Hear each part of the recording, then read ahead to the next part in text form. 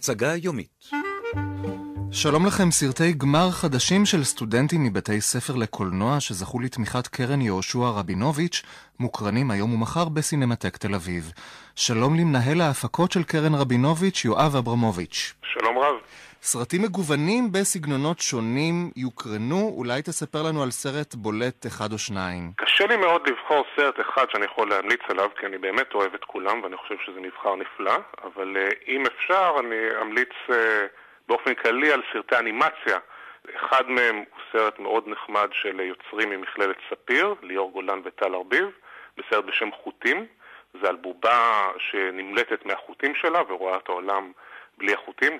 וסרט שני שנקרא איך עושה אלוהים, של עוד שני יוצרים, בועז בלחסן ודימה טרטיאקוב מבצלאל, שהקליטו ממש באופן דוקומנטרי ילדים שמדברים על איך שהם תופסים את אלוהים, ועשו מזה סרט אנימציה מקסים. אילו אמות מידה מנחות את הקרן בבחירת הסרטים שמקבלים את התמיכה?